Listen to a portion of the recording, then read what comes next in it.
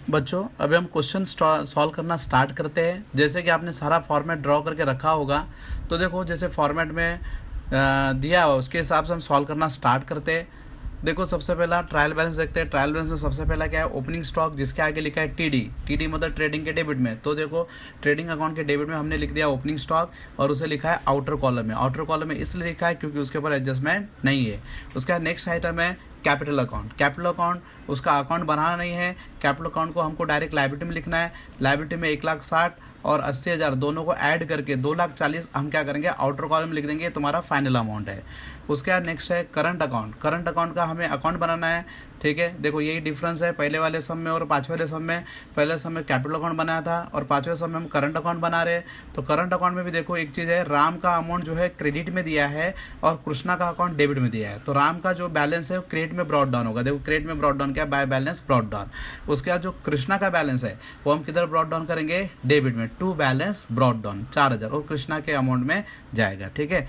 उसके बाद नेक्स्ट है परचेसेस। परचेस किधर आएगा, टीडी में, ट्रेडिंग अकाउंट के डेबिट में। उसमें कोई भी टिक नहीं किया, कोई एडजस्टमेंट नहीं है, वो डायरेक्ट आउटर कॉलम में चला जाएगा। उसके बाद नेक्स्ट है सेल्स। सेल्स भी जाएगा ट्रेडिंग के क्रेडिट अकाउंट में जाएगा। टीसी ट्रेडिंग के क्रेडिट साइड में जाएगा। तो हम उससे भी क्या करेंगे, आउटर कॉलम में लिखेंगे because there is a no any tick.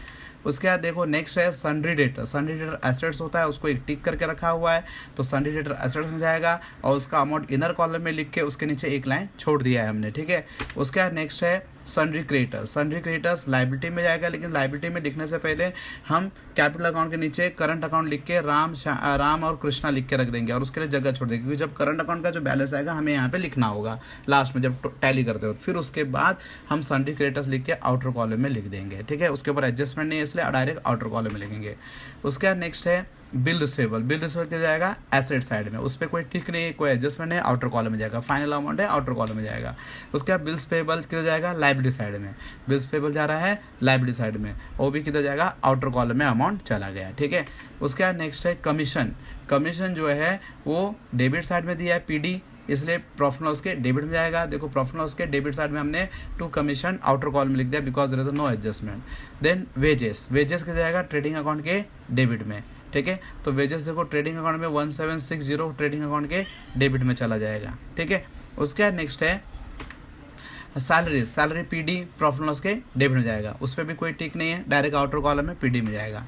उसके बाद देखो नेक्स्ट है फर्नीचर। फर्नीचर जाएगा एसेट साइड में, ठीक है। उसको भी कोई टिक नहीं कर रखा है, डायरेक्ट आउटर कॉलम में जाएगा। उसके बाद नेक्स्ट है प्लांट एंड मशीनरी, वो भी एसेट्स है। एसेट साइड में देखो हमने डाल दिया है, लेकिन उसको हमने इनर कॉलम में दिया है। क्यों, क्योंकि उसके ऊपर एडजस्टमेंट है, एक टिक करके एक लाइन छोड़ देंगे उसके नीचे। उसके बाद आरडीडी। आरडीडी जो होगा वो बैड डेट्स में माइनस होता है, पीडी में बैड डेट्स से माइनस होगा। तो प्रॉफिट लॉस के डेबिट में, पीडी मतलब प्रॉफिट लॉस के डेबिट में पहला हम बैड डेट्स लिखेंगे, उसके बाद ऐड फर्दर बैड डेट्स लिखेंगे। न्यू आरडीडी नहीं है इसमें एडजस्टमेंट में, तो हम क्या करेंगे, टिक करते हो तो हमने देखा एक ही है उसमें, तो इसलिए हम क्या करेंगे, न्यू आरडीडी नहीं लिखेंगे, एफबीडी लिखेंगे, मतलब फर्दर बैड डेट्स, वो एक ही है। उसके बाद less old RDD. Old RDD ये जो है ना आपका आरडीडी, वही तुम्हारा 1000 रुपीज़ ओल्ड आरडीडी, वो लिख के अभी इनर कॉलम में रख देंगे। जब ऊपर के फिगर्स आएंगे तब हम क्या करेंगे, उसमें से माइनस करेंगे, ठीक है। उसके बाद नेक्स्ट है इन्वेस्टमेंट। इन्वेस्टमेंट किधर जाएगा, एसेट साइड में, आउटर कॉलम में। लोन्स एंड एडवांसेस गिवन, वो भी किधर जाएगा, एसेट साइड में, आउटर कॉलम में, क्योंकि गिवन लोन है। हाँ, टेकन लोन रहेगा तो लायबिलिटी, लोन लेते तो अपना कर्जा होता है, लोन देते तो अपना एसेट्स है, ठीक है। उसके बाद नेक्स्ट है इंश्योरेंस। इंश्योरेंस पे एक एडजस्टमेंट है, पीडी में आएगा, प्रॉफिट लॉस के डेबिट में आएगा, लेकिन उसे हम इनर कॉलम में लिखेंगे और एक लाइन छोड़ देंगे। उसके बाद बैड डेट्स। बैड डेट्स के लिए जगह छोड़ के रखा था, देखो हमने पहले से, हमने जस्ट वहाँ पे बैड डेट्स के सामने अमाउंट डाल देनी है, पीडी में बैड डेट्स 500 रुपया, ठीक है। उसके बाद नेक्स्ट 12% गवर्नमेंट बॉन्ड्स, ठीक है। 12% गवर्नमेंट बॉन्ड जो है एसेट्स में जाएगा, किस जाएगा, एसेट्स में। 12% गवर्नमेंट बॉन्ड्स इनर कॉलम में जाएगा, हिडन एडजस्टमेंट है, तो एसेट्स में हमने लिखा, देखो इनर कॉलम में 15,000। फिर उसके बाद हमें क्या करना है, 12% जो है वो रेट ऑफ इंटरेस्ट है, और यहाँ पे ब्रैकेट में लिखा परचेस ऑन 1 जनवरी 2019। देखो 1 जनवरी 2019 को हमने खरीदा है, और आपका बैलेंस का डेट क्या है, बैलेंस शीट का डेट है 31 मार्च। तो जनवरी से लेके मार्च के बीच का कितना दिन, महीने का गैप है, देखो जनवरी फरवरी मार्च, यहाँ पे टोटल कितने महीने का गैप है, 3 महीने का, मतलब 3 महीने का उस पर इंटरेस्ट है, मतलब हमने ये इन्वेस्टमेंट खरीद के 3 महीना हुआ है। तो देखो यहाँ पे हमने ये बॉक्स में हमने interest on government bonds calculate करके दिया है वर्किंग नोट में, 15,000 का बॉन्ड्स है, 12%, 12 डिवाइड बाय 100, परसेंटेज देते हैं 12 डिवाइड बाय 100, मल्टीप्लाई 3, 3 महीने का निकालना है, इसे multiply by 3 divide by 12, divide by क्या करेंगे 12 करेंगे, मतलब 12 करने से 1 महीने का आता है, मल्टीप्लाई 3 करने से 3 महीने का आएगा, तो टोटल हो जाता है 450। ठीक है, इंटरेस्ट कितना है 450। देखो हमने एडजस्टमेंट पढ़ा है, जिसका इंटरेस्ट है उसी में ऐड करना होता है। ठीक है, तो हम क्या करेंगे, जो इंटरेस्ट है इन्वेस्टमेंट गवर्नमेंट बॉन्ड्स का जो इन्वेस्टमेंट गवर्नमेंट बॉन्ड्स में ऐड हो जाएगा, 15,000 में 450 ऐड करके आउटर कॉलम जाएगा 15,450। ठीक है, और उसका दूसरा इफेक्ट जाएगा किधर में, प्रॉफिट एंड लॉस के क्रेडिट साइड में, क्योंकि वो इनकम है, एसेट्स बढ़ गया फायदा है वो भी है, या फिर आप इनकम है, उसका एडजस्टमेंट पूरा अच्छे से याद करो। ठीक है, प्रॉफिट एंड लॉस के क्रेडिट साइड में जाएगा bye interest on government bond 450। ठीक है, उसका नेक्स्ट है, सारे पोस्टिंग हो चुके हैं। अब हम क्या करेंगे, पहला एडजस्टमेंट सॉल्व करेंगे। पहला एडजस्टमेंट को क्लोजिंग स्टॉक ट्रेडिंग के क्रेडिट साइड में जाता है और बैलेंस शीट के एसेट्स में जाता है। तो देखो पहला इफेक्ट हमने ट्रेडिंग के क्रेडिट में डाल दिया है क्लोजिंग स्टॉक, और दूसरा इफेक्ट किधर डाल रहे हैं, बैलेंस शीट के एसेट साइड में। ठीक है, उसके बाद नेक्स्ट एडजस्टमेंट है adjustment number 2, Ram is allowed salary 6,000 and Krishna is allowed commission 5% net sales. तो पहला हम क्या करते हैं, राम का देख लेते हैं। तो राम का देखो हमने क्या किया, सैलरी दिया है 6,000, तो राम को सैलरी पे कर रहे हैं, तो वो क्या होगा, राम के क्रेडिट साइड में जाएगा। किधर जाएगा, राम के क्रेडिट साइड, पेएबल है राम को, जैसे राम के क्रेडिट साइड में जाएगा बाय सैलरी 6,000 क्या करें, राम के क्रेडिट साइड में जाएगा।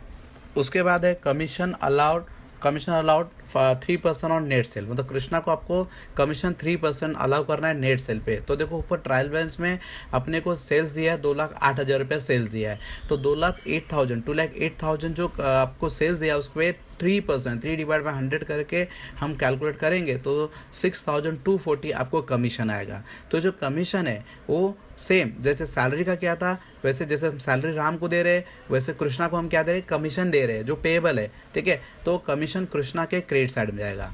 ठीक है, अभी देखो ये जो सैलरी और कमीशन इसका जो दूसरा इफेक्ट है वो जाने वाला है प्रॉफिट एंड लॉस अकाउंट के डेबिट साइड में। देखो to salary to Ram 6,000, to commission to Krishna 6,240। ठीक है, ये दो इफेक्ट हो गया।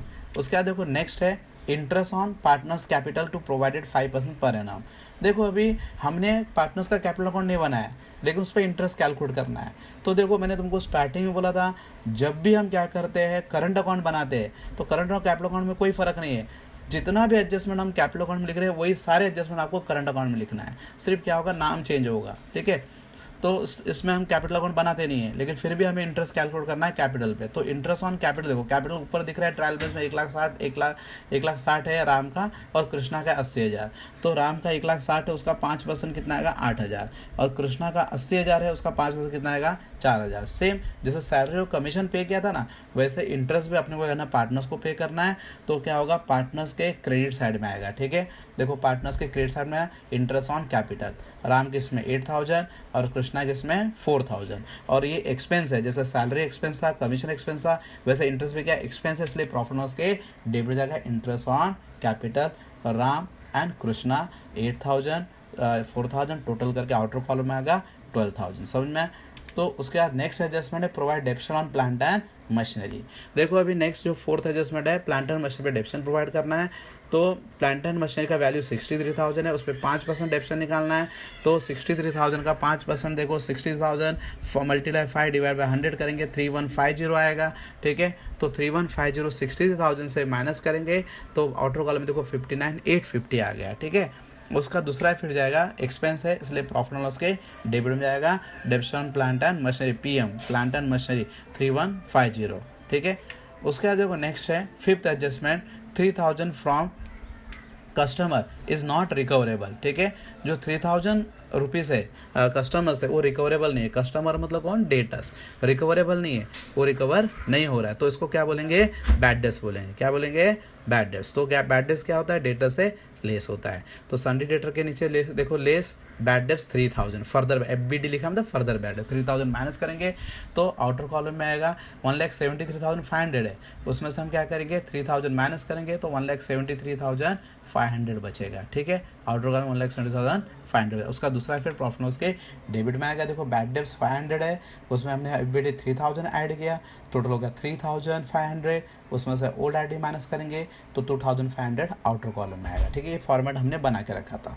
उसके बाद नेक्स्ट एडजस्टमेंट है 6 last adjustment prepaid insurance. Prepaid का मतलब होता है एडवांस में हमने दे दिया है, ये साल का खर्चा नहीं लेकिन हमने पेड कर दिया है, तो ये साल का नहीं हो, प्रीपेड मतलब एडवांस में दे दिया, तो हम उसे क्या करेंगे माइनस करेंगे, ज़्यादा हो गया ना उसको कम करना पड़ेगा। तो 2500 इंश्योरेंस है, उससे लेस प्रीपेड माइनस होगा, माइनस करके 2500 इंश्योरेंस था उसमें 500 माइनस किया, 2000 आउटर कॉलम में आ गया। इसका दूसरा इफेक्ट क्या है, एसेट्स है, ठीक है, तो दूसरा इफेक्ट जाएगा प्रीपेड इंश्योरेंस एसेट साइड में। इस तरह देखो सारे एडजस्टमेंट कंप्लीट हो गए। अब हमारा नेक्स्ट स्टेप होता है टोटलिंग करना। अब हम क्या करेंगे, लाइन से अकाउंट का टोटलिंग करेंगे। तो सबसे पहला हम ट्रेडिंग अकाउंट पे जाएंगे। तो ट्रेडिंग अकाउंट का सबसे पहला हमने क्रेडिट साइड का टोटल किया। देखो क्रेडिट साइड में 2,08,000 और 38,000 इतना है, टोटल करके 2,46,000 टोटल आ गया है। हाँ, फिर उसके बाद डेबिट का टोटल करके देखेंगे। डेबिट का 36, 1 लाख प्लस 1,760, तीनों को ऐड करने के बाद 1,37,760। तो देखो इसमें सबसे हाईएस्ट अमाउंट कौन सा, मतलब ज़्यादा अमाउंट कौन सा है, क्रेडिट साइड का अमाउंट मोर है, 2,46,000 इज अ मोर अमाउंट, ठीक है। तो जो ज़्यादा है वो दोनों बाजू लिखेंगे, 2,46,000 2,40,000 दोनों बाजू लिखेंगे। और जो कम वाला अमाउंट है, मतलब डेबिट का अमाउंट कितना था, 1,760 था कि नहीं, 1,07,760 अमाउंट था, उसको हम क्या करेंगे 2,46,000 से माइनस करेंगे। तो जो डिफरेंस आया है उसको बोलेंगे ग्रॉस प्रॉफिट। देखो सर्कल किया हुआ है उसका, ब्लू लाइन में ब्लू सर्कल किया है ना, वो क्या तुम्हारा ग्रॉस प्रॉफिट है 1,08,240, ठीक है। तो क्रेडिट इनकम है और डेबिट एक्सपेंस है, तो डिफरेंस जो है प्रॉफिट आएगा। उसके बाद जो ग्रॉस प्रॉफिट किया जाएगा profit and loss account. Next step आता है प्रॉफिट एंड लॉस अकाउंट। देखो प्रॉफिट एंड लॉस अकाउंट का भी सेम वैसे करेंगे। सबसे पहला प्रॉफिट लॉस में देखो 2 ग्रॉस प्रॉफिट ब्रॉट डाउन 1,08,240 कर देंगे। फिर उसका टोटलिंग करेंगे। टोटलिंग करने के सबसे पहला क्रेडिट का टोटल कर रहा हूँ। क्रेडिट का टोटल देखो मेरा कितना है 1,08,690 है, ठीक है, 1,08,690। और डेबिट का जो टोटल है 3,690 है, 37,690 है, तो 37,690 और क्रेडिट का 1,08,690। तो क्रेडिट साइड ज़्यादा 1 लाख, तो जो ज़्यादा है वो दोनों साइड लिखेंगे, जो ज़्यादा अमाउंट है दोनों साइड, देखो दोनों बाजू में लिख दिया 1,08,690 1,08,690। तो 1,08,690 वो ज़्यादा है और डेबिट का 37,690 वो कम है। तो 1,08,690 में से 37,690 माइनस करेंगे तो 71,000 जो मैंने सर्कल करके रखा है 71,000 जो डिफरेंस है उसको बोलते हैं नेट प्रॉफिट। अभी जो नेट प्रॉफिट है हमको क्या करना है, पार्टनर्स में डिवाइड करना है उनके रेशियो में। देखो पार्टनर्स में कैसे डिवाइड किया है, उन स्टार्टिंग में देखो ट्रायल बैलेंस के स्टार्टिंग में पढ़ाते वक्त ही बताया था मैंने, उनका प्रॉफिट शेयरिंग रेशियो क्या है 3:2। तो 3:2 में डिवाइड करेंगे। देखो यहाँ पे हमने बॉक्स में बना के दिया है, ग्रीन कलर का बॉक्स है ना, उसमें दिखाया देखो राम 71,000 है, 71,000 को हमने 3:2 है, तो 3:2 का मतलब 3 + 2 मतलब 5। हाँ, तो 3/2 ऐसे क्या करेंगे, हम क्या करेंगे डिवाइड करेंगे।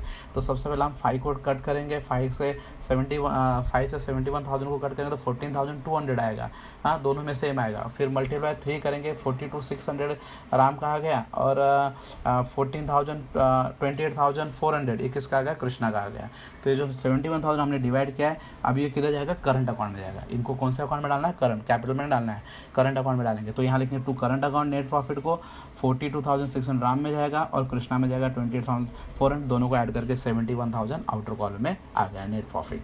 अभी जो नेट प्रॉफिट हमने डिवाइड किया कौन सा अकाउंट में ट्रांसफर करना है, करंट अकाउंट। तो करंट अकाउंट इधर डेबिट था तो करंट अकाउंट किधर जाएगा, क्रेडिट साइड में। तो करंट अकाउंट के देखो हमने क्रेडिट साइड में डाल दिया by profit and loss account bracket में देखो मैंने एनपी लिखा है, मतलब नेट प्रॉफिट। पहले में 42,600 राम केस में और कृष्णा केस में 28,400। तो अभी ये पोस्ट करने के बाद अब हम क्या करें, फिर इस अकाउंट का करंट अकाउंट का टोटलिंग करिए। तो करंट अकाउंट के टोटल में सबसे पहला राम का टोटल कर रहा हूँ। राम का टोटल 8,000 6,000 8,000 42,600, ये तीनों को चारों को ऐड करने के बाद टोटल आ रहा है 64,600, ठीक है। ये क्रेडिट का टोटल और डेबिट में 0 है, डेबिट का क्या है 0 है। तो ज़्यादा कौन सा है, राम का क्रेडिट वाला ज़्यादा है। तो राम का जो क्रेडिट वाला 64,600 है वो दोनों बाजू लिखेंगे और डेबिट में 0 था, माइनस करने के बाद कितना आएगा 64,600 ही उसका बैलेंस आएगा। फिर अभी राम का टोटल हो गया, उसके बाद कृष्णा का टोटल करेंगे। कृष्णा का देखो क्रेडिट में 6240 4,000 28,400 तीनों को ऐड करेंगे तो 38,640 आपका टोटल आ रहा है और डेबिट का टोटल कितना है 4,000। तो कौन सा साइड ज़्यादा है, क्रेडिट का टोटल ज़्यादा है। तो क्रेडिट का टोटल जो है 38,640 जो है 38,640 को क्या करेंगे 4,000 से माइनस करेंगे तो 34,640 आ जाएगा। ये बैलेंस फिगर आ गया। अभी जो बैलेंस फिगर आ गया 64,600 राम का है, 34,640 कृष्णा का है वो जो किधर ट्रांसफर करेंगे, बैलेंस शीट में। तो बैलेंस शीट में किधर जाएगा, लाइबिलिटी में जो हमने जगह छोड़ के रखा है, current account of Ram current account underline किया, उसके नीचे राम कृष्णा लिखा है ना, उधर अमाउंट डालेंगे, दोनों का टोटल 60, राम के आगे 64,600, कृष्णा के 34,640, दोनों को ऐड करके आउटर कॉलम में 99,240 है, दोनों को ऐड करके रेट में दिखा ना, दोनों को ऐड करके आउटर कॉलम में आएगा। फिर उसके बाद हम क्या करेंगे, बैलेंस शीट का टोटलिंग करना चालू करें। अभी बैलेंस शीट क्या होगा, दोनों साइड इक्वल आ जाना चाहिए, ठीक है। अभी हम बैलेंस शीट का टोटल करेंगे, तो डेबिट का टोटल किया और क्रेडिट का टोटल, मतलब सॉरी लाइबिलिटी का टोटल किया, एसेट का टोटल किया, दोनों का इक्वल आया, कितना, 4,02,040, क्रेडिट एसेट्स में आया 4,02,040। तो इस तरह से क्या किया, तुम्हारा ये फाइनल अकाउंट सॉल्व हो गया, ठीक है। अभी देखो ये जो फाइनल अकाउंट है इस तरह से आप देखो, पहला ये ट्रेडिंग अकाउंट दिख रहा है, दूसरा प्रॉफिट एंड लॉस दिख रहा है, और तीसरा कैपिटल अकाउंट करंट अकाउंट दिख रहा है पार्टनर्स, और लास्ट में बैलेंस शीट, ठीक है। बच्चों ध्यान से देखो सब वीडियो को, और नहीं समझ में आए तो मुझे पर्सनली पूछो। Thank you.